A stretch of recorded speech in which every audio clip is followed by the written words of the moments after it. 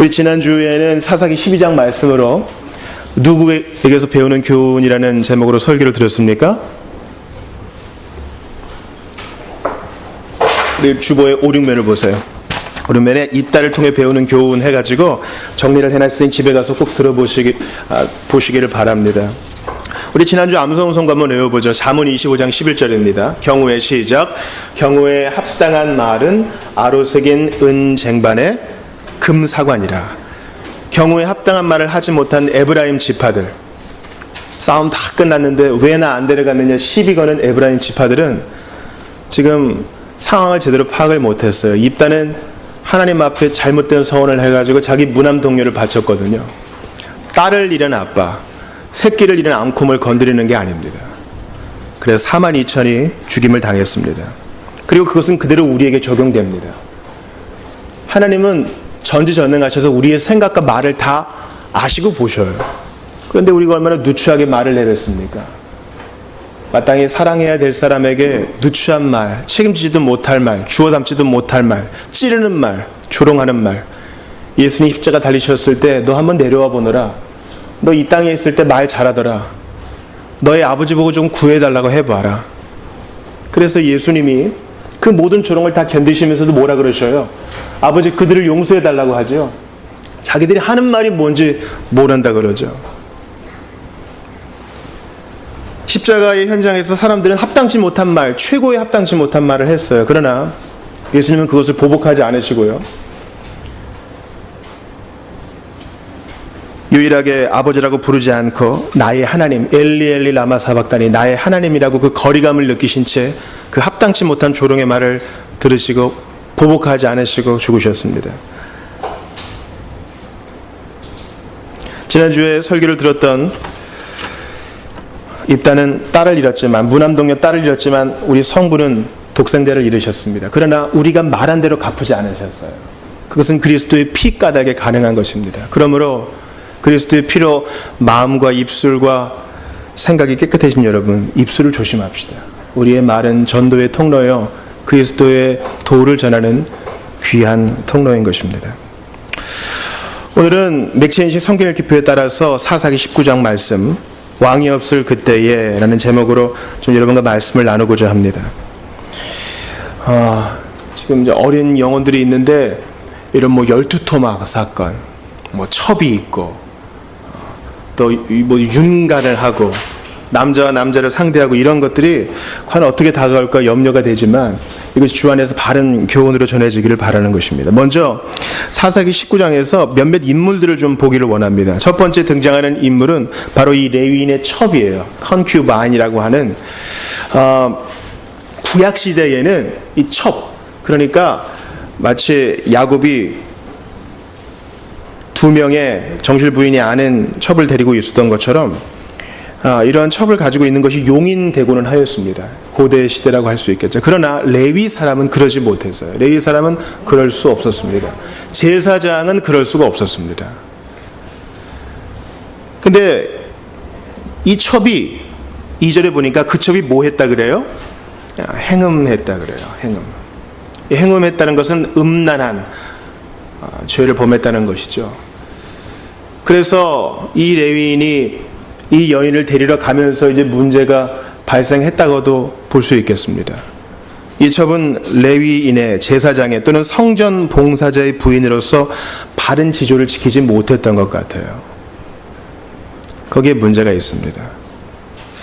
두 번째 제가 좀 보고 싶은 인물은 바로 이 첩의 아빠, 친정 아빠, 바로 이 레위인의 장인이라고 할 수 있겠습니다. 이 장인은 사위가 넉 달 만에 자기 이제 딸을 데리러 오니까 기쁘게 맞습니다. 3일 지나고 하루 지나고 닷새가 되도록 자기 사위를 잘 대접합니다. 그런데 이 본문 어디에도 딸아 너 왜 그랬느냐 질책하는 것이 없어요. 우리가 다음 주에 이제 사무엘상 보게 되는데 엘리가 자기 두 아들이 성전에서 봉사하는 여인들을 건드린 것에 대해서 엘리는 호되게 야단치지 않습니다. 그저 왜 그랬느냐 이 정도죠. 오늘 본문에 보니까 레위인도 그렇고 이 친정 아버지도 그렇고 이 딸을 교정하고자 하는 모습이 보이지 않아요. 그냥 사랑으로 덮으면 나중에 알아서 다 잘 될 겁니다. 우리 애는 특별히 뭐 말 하나 안 했는데 다 잘해요. 그것은 몇몇 경우에만 그런 거예요. 일반적으로 적용되는 것은 아닙니다. 간섭하지 않고 개입하지 않고 교육하지 않고 되어지는 사람은 아무도 없어요. 더군다나 이 장인은 자기 레위인 사위를 너무 오래 잡아둡니다. 고대 시대 때에는 또 주후 1세기 가량만 해도 문서를 보면 사흘 정도까지는 손님을 대접해요. 그러나 사흘이 넘어서는 이제 그 집에서 대접을 받으니까 일을 해야 됩니다. 아니면 적당한 때 이제 일어서 주는 것입니다. 그런데 이 장인은 레위인 사이를 너무 오래 붙듭니다. 여러분, 레위인은 뭐 하는 사람이에요? 어디에서 섬기는 사람이에요? 성막의 일을 하는, 성전의 일을 하는 사람이죠. 아니, 손은 누가 먹여요? 여기서 계속 먹고 마시면 좋죠. 누가 다 차려줄 거 아니에요. 이렇게 다섯째 날까지 사위를 붙잡고 자기 딸을 징책하지 않는 이 아버지, 또 문제가 있다 하겠습니다. 제가 또 보고자 하는 인물은 기브아에서 이 레위인과 첩 그리고 종을 영접한 한 노인입니다. 여러분, 오늘 본문의 15절을 보세요. 기브아에 가서 유숙하려고 당시만 해도 예루살렘인 여부수는 아직 정복되지 않았습니다. 다윗 때 정복이 되죠. 그래서 아직까지 여부수 족속이 있는 이방 땅이에요. 그 레위인은 이 이방인 지역에서 살기 싫어서 이 기브아로 갑니다. 기브아에는 이제 베냐민 지파가 살고 있고 이 예루살렘 부근입니다. 그런데 아무도 영접하지 않으니까 한 노인이 광장에서 추운데 힘들어하는 이들을 영접합니다. 그래서 17절을 보세요. 노인이 눈을 들어 성읍 넓은 거리에 나그네가 있는 것을 본지라 하면서 영접합니다. 이 노인은 참 좋아 보여요. 나그네를 영접하는 것, 환대하는 것은 우리 복음을 믿고 그리스도를 사랑하는 가정이 마땅히 해야 하는 것입니다. 여러분, 나그네를 대접하는 것, 물론 우리 집이 여관은 아니죠. 먼저 가정은 가족이 보호받는 곳입니다. 그럼에도 불구하고 친구를 초대하고 아직까지 예수 믿지 않는 자를 초대하는 이 환대의 장소가 되어야 합니다. 그러므로 집이 너무 폐쇄된 공간이 되어서도 안 됩니다. 친구를 초청할 수 있는 공간이 되어야 해요. 근데 기부한 사람 아무도 안 하는데 이 노인은 합니다. 좋은 거죠. 근데 문제가 생겨요. 즐겁게 먹고 마시는데 이 비류들이 옵니다. 여러분께서 이해해야 될 것이 22절에 보세요. 그들이 마음을 즐겁게 할 때에 씻고 이제 먹고 그동안 얘기도 하고 허허하 하는데 그 성읍에 불량배들이 나타났다 그래요. 이 불량배들은 히브리 말로 벨리알의 아들들이라고 하는 것입니다. 벨리알은 바로 예수님께서 말씀하신 바 사탄의 다른 이름이죠. 사탄의 아들들. 이것은 우리가 영적으로 바로 마귀의 자식들, 악한 영의 공격이라고 볼 수 있겠습니다. 그들이 이제 새로운 남자가 오는 거 봤다. 끌어내라. 이렇게 합니다. 공교롭게도 우리가 사사기 19장을 보는데 창세기 19장에 보면은 롯과 소돔성의 얘기가 나옵니다. 똑같이 이제 이런 일들이 벌어지죠. 그 하나님의 사자들이 또는 하나님 자신이라고도 할 수 있겠어요. 남자의 모습으로 하고 오니까 관계하고자 한 것이죠. 동성 연애에 대한 문제가 고대 시대부터 있었던 것입니다. 그때 이 노인이 참 하지 말았어야 될 말을 합니다. 물론 그렇게 하지 말라 한 것은 잘했지만 여러분 24절 보세요. 이 비류들이 벨리알의 아들들이 너무 야단을 치니까 24절 보세요. 보라, 여기 내 처녀딸과 이 사람의 첩이 있은즉 내가 그들을 끌어내리니 너희가 맘대로 해라 이러죠. 여러분, 이게 말이 됩니까? 물론 당시엔 경찰이 없어요. 또 이스라엘의 왕이 없으니까 어떤 공권력이 행사할 일 만무하겠죠. 그 마을에는 그 마을의 촌장 정도가 할 텐데 이 노인은 기브아 땅에 사는 나그네입니다. 이 노인도. 그러나 아무리 그렇다 할지라도 자기의 처녀딸과 오늘 처음 본 이 레위인의 첩까지 내어준다고 자기가 나서서 얘기한 것은 참으로 하지 말았어야 될 일을 한 것이라고 봅니다. 이 노인이 내 처녀딸을 주겠다 그럴 때 이 처녀딸 마음이 어땠을까요? 29장에서 이 처녀딸은 대사 한마디 없어요. 얼마나 마음이 내려앉았을까요? 또 한 무리는 바로 이 기브아의 나쁜 사람들입니다. 나그네를 영접하지 않았어요. 그리고 그 나그네를 욕보이고자 했습니다.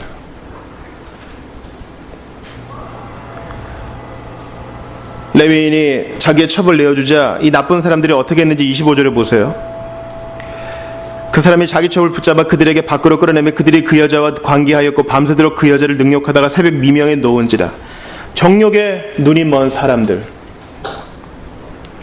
그리고 이제 해가 떠서 일해야 되는데 해 떠서 잠드는 사람들, 현대인의 단면을 보여줍니다. 기브어 사람들은 이렇게 하나님을 집단적으로 배도한 사람들이 되어버렸습니다.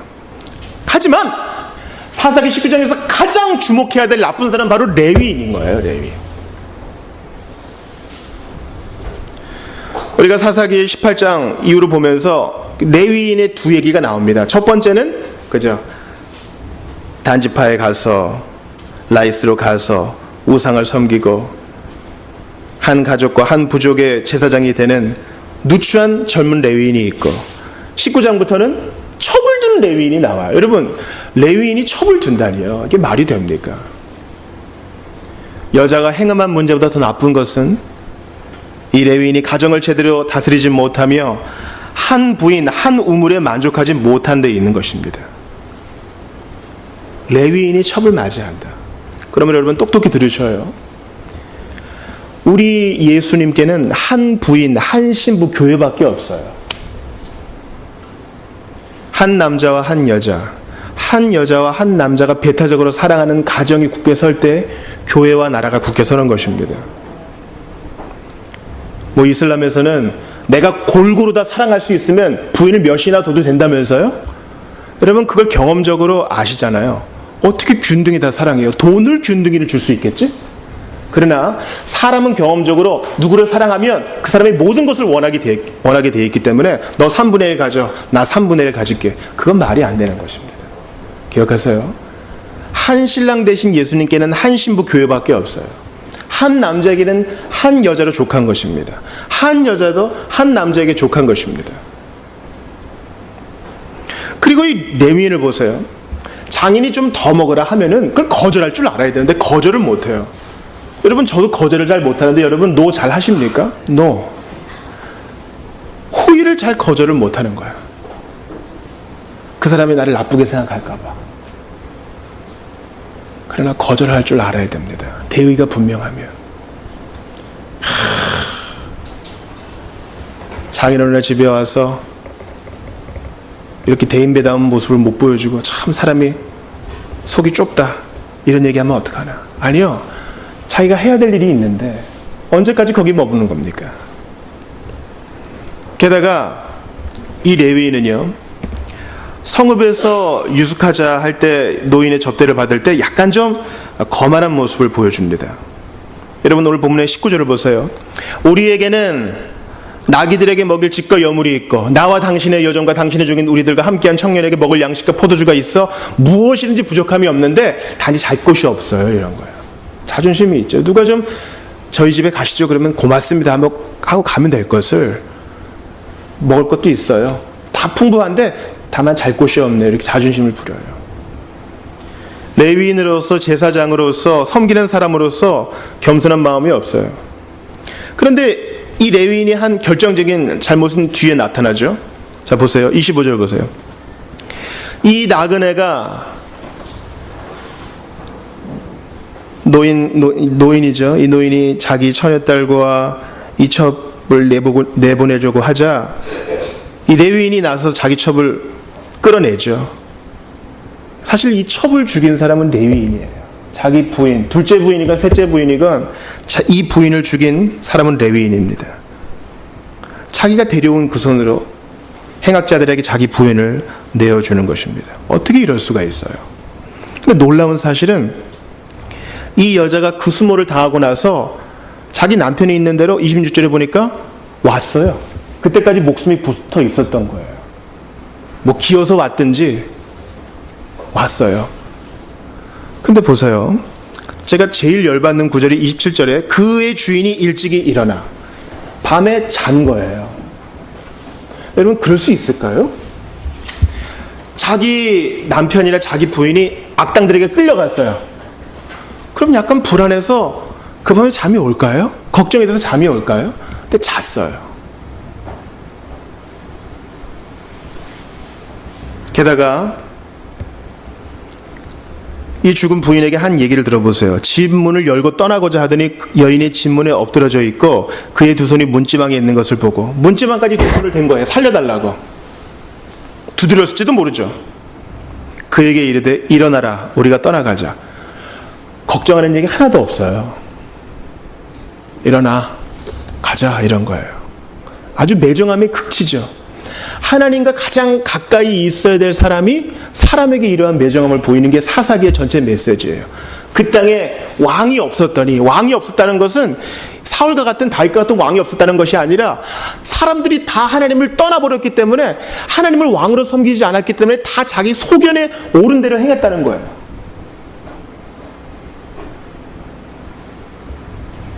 게다가 이 엽기적인 행동을 보세요.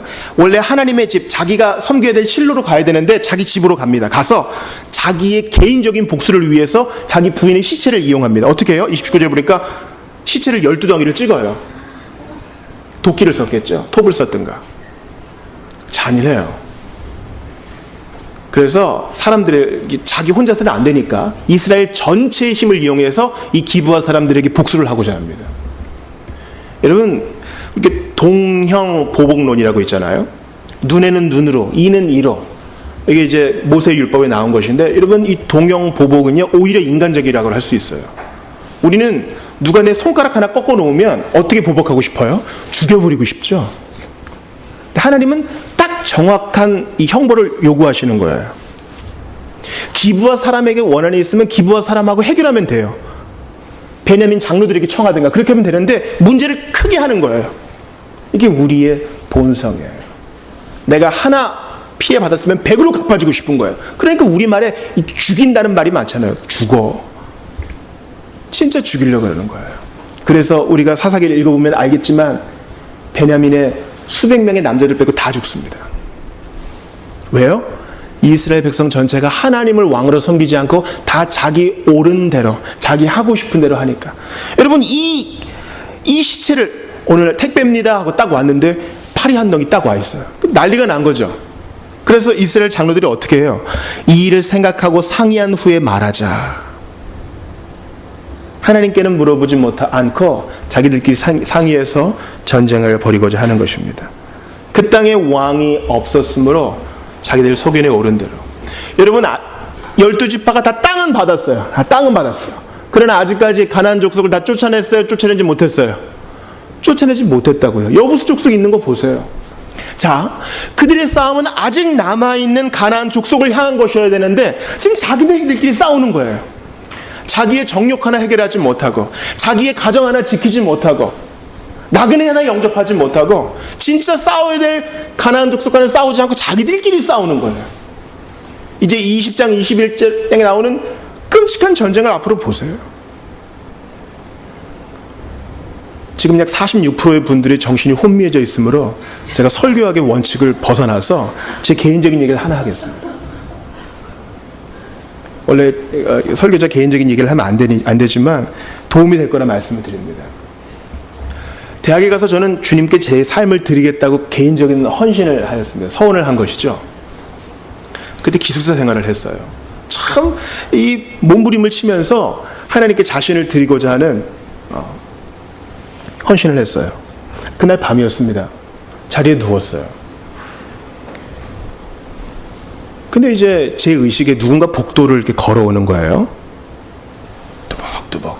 제 기숙사방은 제일 끝이었습니다. 이걸 제가 인지하고 있어요. 그리고 방문이 열립니다. 시꺼먼 그림자가 들어와요. 저에게 다가옵니다. 2인 1실이었는데 복학한 형을 봅니다. 고개가 안 돌아가요. 그래서 목사님 그때 생각이 많아서 가위 눌리셨나 보다 이렇게 생각할 수 있으실 거예요. 그때 뭔가 주워 들은 건 있어서 주기도를 그렇게 외웠어요. 하늘에 계신 우리 아버지. 형이 안 되니까, 이게 형이 안 되니까요. 그래서 온몸에 땀이 젖어서 겨우 깼습니다. 그 다음 날이 되었어요. 이제는 그 검은 그림자가 창문을 넘어오는 걸 제가 느끼고 있어요. 벽을 기어서 창문이 열립니다. 창문이 스스로 열렸습니다. 검은 그림자가 타고 넘어왔습니다. 이제는 제 위에 올라탔습니다. 형을 부를 수 없어요. 입이 안 떨어지니까.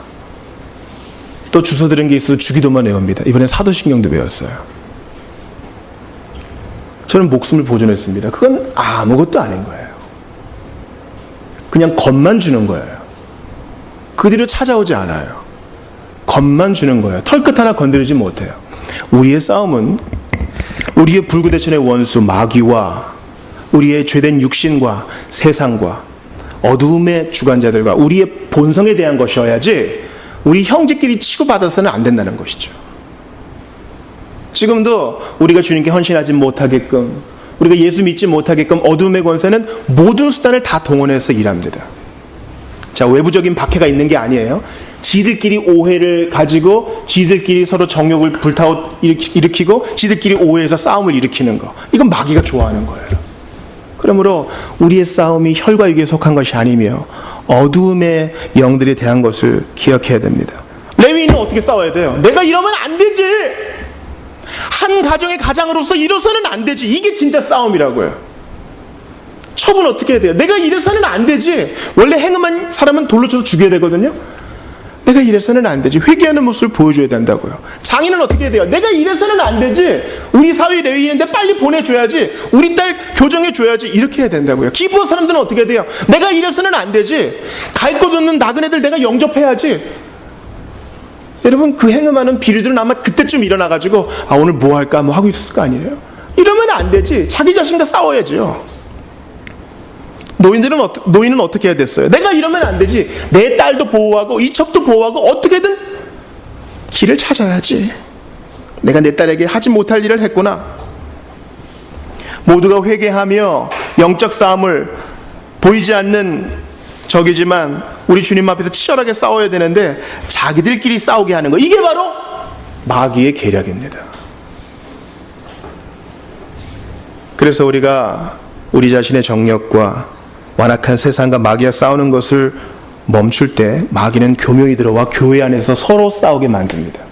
섭섭 귀신이 발동하여서 나를 알아주지 않고 서로 오해하게 만들고. 그래서 저는 사사기 19장을 엉망진창, 뒤죽박죽, 답없는 인생이라고 말하고 싶습니다.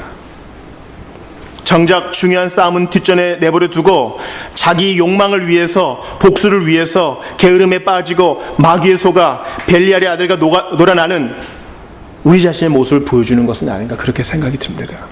이건 목사님 너무 엽길해가지고 저하고는 상관없어요. 그렇게 얘기하지 마세요. 그 정도가 차이가 있을 뿐이지 다 우리는 여기에 걸린다고요. 다 걸려요. 은밀한 상상을 즐기고요, 은밀한 가정을 즐기고요, 나만 아니면 된다는 생각을 가지고요, 나그네는 알아서 되겠지. 여러분, 이 땅에 있는 나그네들이 얼마나 많아요. 미혼모들, 탈북자들, 외국인 노동자들 다 나그네라고요. 다 자기 발로 온 나그네예요. 근데 우리는 너무나 싸늘하게 지켜보고 있지는 않습니까?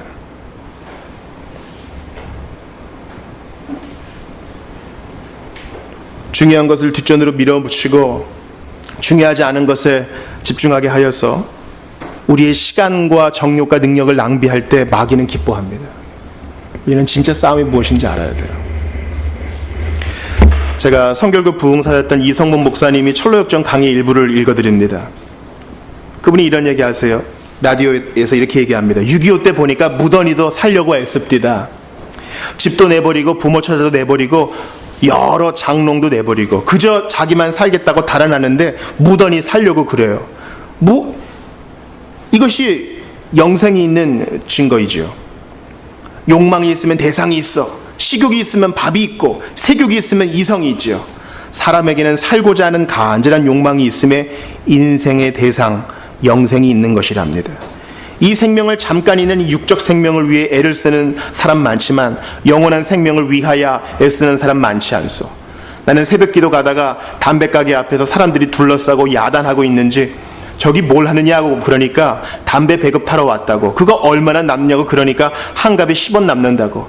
10원 남는 담배 배급 타려고 새벽에 나와서 그 야단인데 하나님의 말씀 귀한 생명의 진리의 배급을 타러 새벽에도 나오는 사람은 너무도 적은 걸 생각할 때에 마음이 안타깝게 그지없습니다. 제가 이걸 읽어드리는 이유는 여러분 새벽에도 나오라고 하시는 말씀이 아닙니다.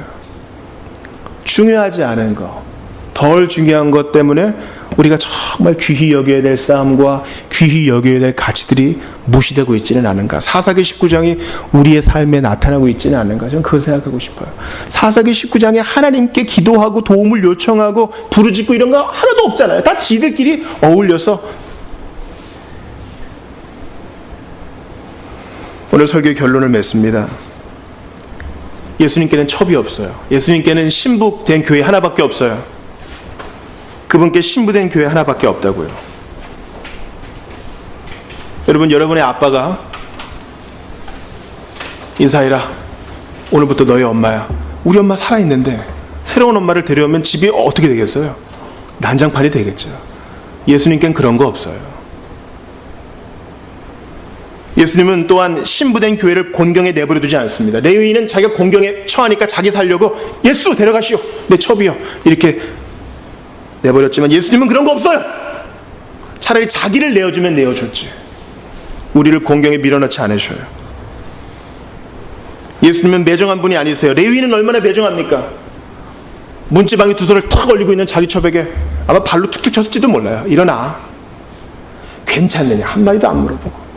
매정한 사람. 그러나 예수님은 매정한 신랑이 아니셔요.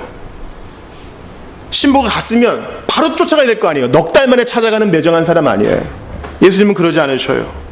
우리가 마음 상하여 주님을 부르면 바로 그 순간 찾아오셔서 위로하시는 분이셔요. 찾아와서 먹고 마시는 일에 골몰하는 레위인과 같지 않으셔요. 레위인은 넉 달 만에 찾아가서 그동안 어떻게 지냈느냐 물어보지도 않아요. 그러나 예수님은 우리에게 관심이 있으세요. 얼마나 좋은 분이십니까? 예수님은 우리가 불량배들에게 둘러싸일 때, 교회가 영적인 공격에 둘러싸일 때 불량배들을 물리쳐 주시거나 혹은 이들로부터 안전한 곳으로 우리를 옮겨주십니다. 그러므로 오늘 사사기 19장을 통해서 주님, 내 모습이 여기 있습니다. 가정을 귀히 여기지 못하고 내 욕심만 차리는 내 모습이 여기 있습니다. 인정합시다. 그리고 이 레위 사람과는 정반대의 모습을 보여주시는 신실하신 예수님, 첩이 아닌 자기 자신을 내어주시는 신실하신 예수님, 내가 너를 위해 내 목숨까지 내어 바쳤다. 내가 너를 위해 기꺼이 죽어 주었지. 자신을 드리는 영원하신 왕 되신 예수님. 여러분, 조선의 왕이 가끔 평민의 복장을 하고 백성들이 어떻게 사는가 이렇게 둘러봐도 대단한 일이라 그래요. 근데 영원하신 왕 예수님은 이 불량배들에게 자신을 내어주시고 내 부인은 건드리지 마시오. 자신을 내어주시는 복된 분이십니다. 그 영원하신 왕 되신 예수님을 사랑하고 만나고 경험하는 여러분들 다 되시기를 바랍니다. 우리 254장 한 장 부르고요, 기도 좀 했으면 좋겠어요. 254장에 보면은 디모데전서 1장 17절 말씀을 근거로 한 찬송이 있거든요. 영원하신 왕, 곧 썩지 아니하고 보이지 아니하고 홀로 하나이신 하나님께 존귀와 영광이 영원 무궁하도록 있을지어다. 영원하신 왕. 이스라엘 백성들은 왕을 버리고 자기 원하는 대로 살다가 이 꼴이 났지만 우리는 영원하신 왕, 우리의 복된 신랑 되신 왕 예수님 의지함으로 참으로 주님 기뻐하시는 삶 살기를 원합니다. 254장 한 장 드리고 기도합시다. 보이지 않는 영원한 왕, 홀로 하나이신 하나님, 모든 영광과 존귀를 주께 영원히. 보이지 않는 영원한 왕, 홀로 하나이신 하나님, 모든 영광과 존귀를 주께 영원히. 아멘. 보이지 않는 영원한 왕, 홀로 전능하신 하나님, 모든 영광과 존귀를 주께 영원히. 보이지 않는 영원한 왕, 홀로 하나이신 하나님, 모든 영광과 존귀를 주께 영원히. 아멘. 영광과 존귀, 영광과 존귀 영원히, 영광과 존귀 영원히, 영광과 존귀 영원히. 아멘. 영광과 존귀 영원히, 영광과 존귀 영원히, 영광과 존귀 영원히. 아멘. 우리가 한번 눈을 감아 보시지요. 영원한 왕 되신 예수님이 있어서 얼마나 좋습니까? 그들이 왕이 없었을 때의 이 난리법석, 답없는 인생의 표본을 보여주었는데, 우리는 왕 되신 예수님을 믿음으로 모든 것이 정돈되고, 왕 되신 예수님이 개입해 주심으로 모든 것이 정리가 되고, 왕 되신 예수님이 참아 주심으로 오늘도 새 삶을 얻게 되었습니다. 그 주님만 의지함으로 사사기 19장과 정반대된 복된 삶을 살게 해달라고 오늘 본 말씀 붙들고 한번 기도하겠습니다.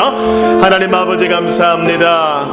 오늘 저희에게 복된 사사기 말씀을 알려주셨습니다. 예수 없는 삶이 바로 이러한 혼돈과 허망한 인생임을 기억하면서 주의 도우심을 간절히 구합니다. 예수님 우리의 왕으로 오시옵소서. 예수님 우리의 왕으로 다스려 주시옵소서. 복되신 예수님, 강압하지 않으시고 친절과 자비로우신 분, 그 예수님께 우리의 삶을 맡겨드리며 균형 있는 삶, 복된 삶 살기 원합니다. 집중하는 삶 살기 원합니다. 우리의 적이 누구인지, 우리의 싸움이 무엇인지, 우리의 사명이 무엇인지 바르게 집중하여 살기를 원하오니, 헛된 것에 우리의 시간, 헛된 것에 우리의 물질, 헛된 것에 우리의 마음 쏟지 아니하고, 하나님 아버지 바른 영적 싸움을 싸워가며 우리의 정욕을 억제하며 마귀를 대적하며 우리 주님 앞에 복된 인생 살 수 있도록 도와주시옵소서. 세월이 이렇게 빠른데 주님 앞에 바른 삶을 살아야 될 줄 믿습니다.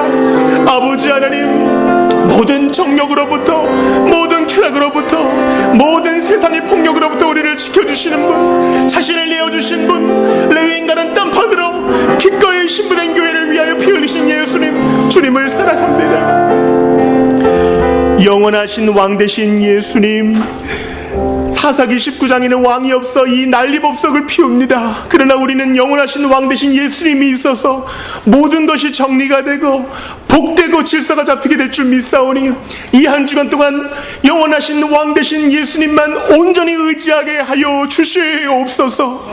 레위인처럼 비겁하지 않으셨고 신부된 교회를 내어주지 않고 오히려 자신을 내어주신, 목숨까지 내어주신 예수님, 복된 유일한 남편 되신 예수님, 그분만 사랑하면서 이번 한 주 모든 시험을 이기는 저희들이 다 되게 하여 주옵소서. 주님, 마귀는 저희의 시선을 바꿉니다. 마땅히 싸워야 될 대상이 밖에 있건만, 마땅히 있건만 저희끼리 싸우게 하고 중요하지 않은 것에 인생을 낭비하게 합니다. 바르게 분별하게 하셔서 이번 한 주도 그리스도의 보혈 까닭에, 복음 까닭에 승리하며 이미 주신 승리를 누리게 하여 주시옵소서. 모든 뒤죽박죽인 인생 가운데서, 답없는 인생 가운데서도 우리를 긍휼히 여기사 구원하시는 복되신 구주 예수님 이름으로 기도하옵나이다. 아멘.